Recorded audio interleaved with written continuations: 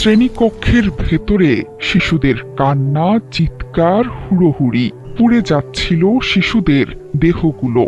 এই বিভীষিকার মধ্যেই কোমলমতি শিশুদের বাঁচাতে আসেন শিক্ষিকা মাহরিন চৌধুরী, মাইলস্টোন স্কুলের কোঅর্ডিনেটর। তীব্র আগুনের তাপে তিনিও তখন পুড়ছিলেন, তবে শিশুদের বাঁচানোর আপ্রাণ চেষ্টা চালিয়ে গেছেন শেষ মুহূর্ত পর্যন্ত।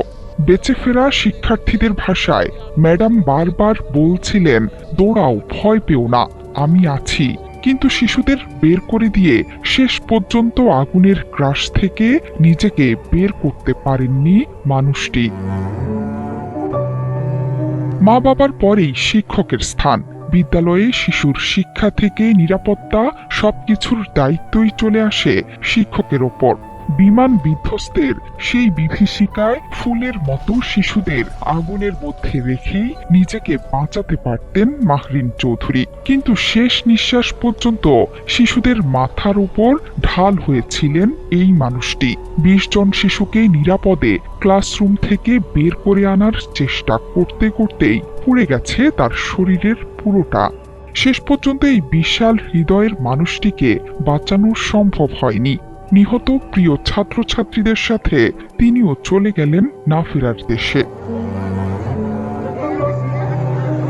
মাহরিন চৌধুরীর শোকগাথা এখন সবার মুখে মুখে। সামাজিক মাধ্যমে আত্মীয় পরিজন থেকে পরিচিতরা সবাই তাকে নিয়ে বার্তা দিয়েছেন। ভাই মুনাফ মুজিব চৌধুরী লিখেছেন, বিমান বিধ্বস্তের পর মাহরিন চৌধুরী প্রথমেই ক্লাসরুম থেকে বের হয়ে আসেননি, বরং যতজন শিক্ষার্থীকে সম্ভব বের করে আনার চেষ্টা করেছেন। কিন্তু শেষ পর্যন্ত তিনি ১০০% দগ্ধ হন। বনেদি ঘরের মানুষ হয়েও সাদামাটা জীবনে অভ্যস্ত ছিলেন তিনি।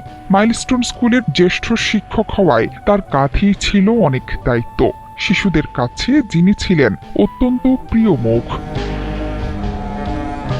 মাহরিন চৌধুরীর স্বামী স্ত্রীর সবশেষ অবস্থা জানাতে গিয়ে বলেছিলেন, মাহরিনের পা থেকে মাথা পর্যন্ত ঝলসে গেছে। আইসিইউতে প্রবেশের আগে স্বামীকে তিনি জানিয়ে গিয়েছিলেন কি হয়েছিল সেই সময়ে। স্বামীকে জানান, স্কুল ছুটির পর বাচ্চাদের নিয়ে বের হচ্ছিলেন তিনিও। ঠিক তখনই গেটের সামনে বিমানটি বিধ্বস্ত হয়। নিজে দগ্ধ হলেও সে সময় বাচ্চাদের বাঁচানোর চেষ্টা করেছেন তার স্ত্রী।